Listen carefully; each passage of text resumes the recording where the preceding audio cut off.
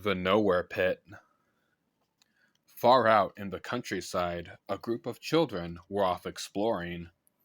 The leader of the group was a boy named Eugene. Eugene could sometimes be a bit of a bully and loved to boss the other kids around. They always went where Eugene wanted to go and did what Eugene wanted to do, but they all still usually had fun. That day, they had run far off into the woods. They went deeper and deeper and didn't have any idea where they were.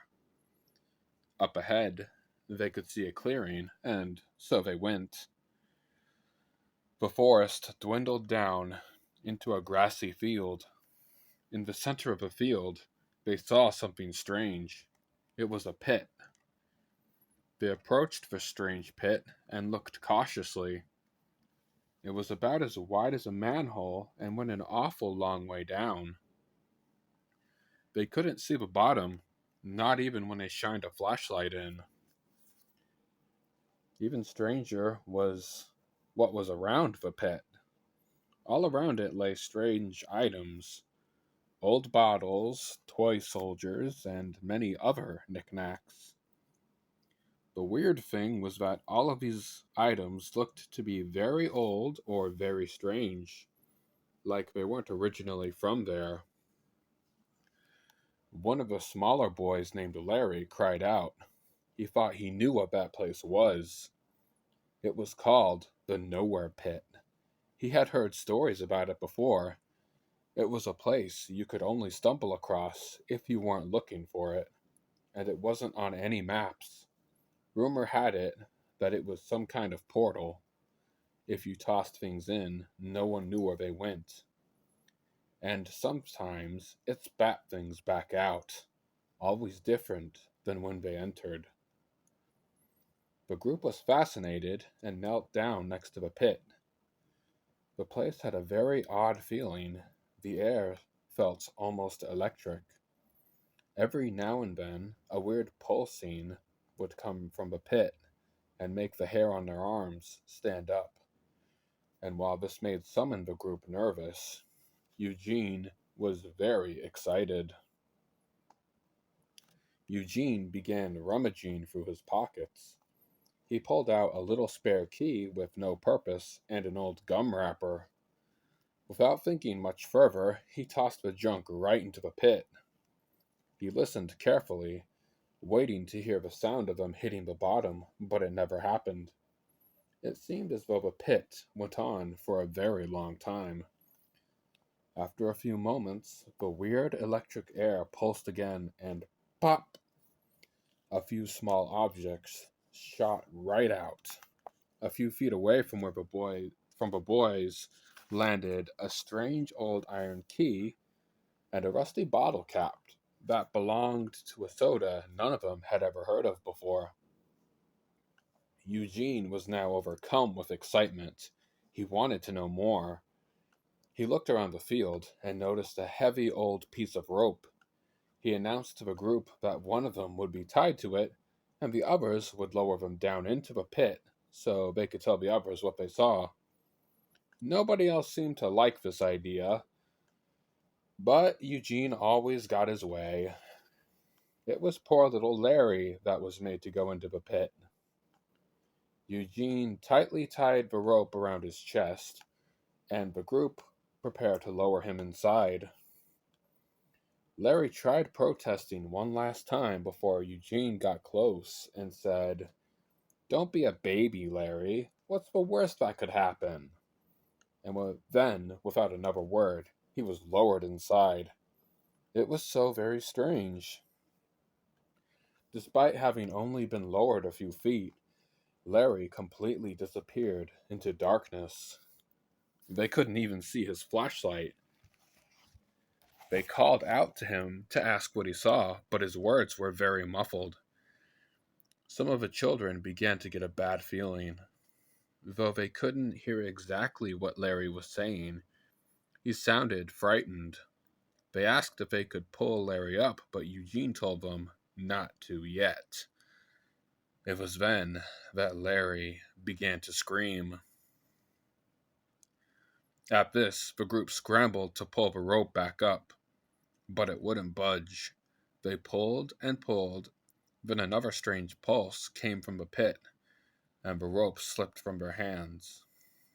Before anyone could react, Larry was gone. The group of children sat silent in the field for a moment. None of them could believe what just happened. A few began to cry and say they wanted to go home.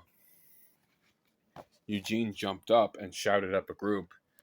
He told them that no one could say anything. When Larry's parents asked, they were to simply say that he went running off into the woods and that they couldn't find him. The walk back home was very quiet.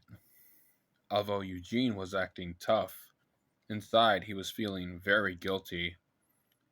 Lowering Larry into the nowhere pit was his idea, but there was nothing he could do about it now. And so he returned home as if nothing had happened. That night, however, something odd occurred. While Eugene lay in his bed, he heard something. It sounded like Larry? His voice was still muffled, but he seemed to be calling out. Eugene sat up in his bed and looked out the window. Out in the woods at the back of his yard, he could see a flashlight. It was Larry. Eugene jumped out of bed and ran downstairs without waking his parents. He could fix this. He just needed to go find Larry and everything would be okay. Eugene grabbed his own flashlight and put on his boots. As quickly as he could, he ran out back. Eugene could still see the flashlight, but it was a little farther away. Eugene cried out for Larry, and Larry called back. Again, his voice was muffled, but he seemed to want Eugene to help him in some way. Eugene ran after the light, calling out for Larry. He told him to stop running off and to come back and clearly tell him what he needed. Eugene felt as though he should apologize, but he was too proud to say the words. So instead, he chased after Larry's flashlight beam. After a few minutes, Eugene was too tired to keep running.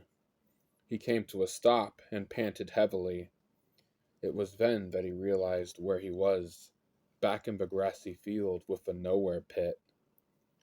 A chill ran down his spine, and Eugene noticed a strange feeling, a strange flickering coming out of a pit. Though he was scared, he was more curious. Eugene walked up to the pit and stared in, but by then the flashing had stopped. The strange electrical air pulsed out just like before. He called out for Larry, but heard nothing. Eugene stood by this pit in silence for a moment, until suddenly he felt the presence of someone behind him. He looked over his shoulder to see Larry, or at least something like Larry. He was hidden by the dark, but he looked longer and narrower than little Larry. And what's worse, his eyes seemed to glow in the dark like a cat's. Eugene began shaking in fear, but he couldn't bring himself to move. That's when the thing wearing Larry's face spoke in a broken, garbled voice.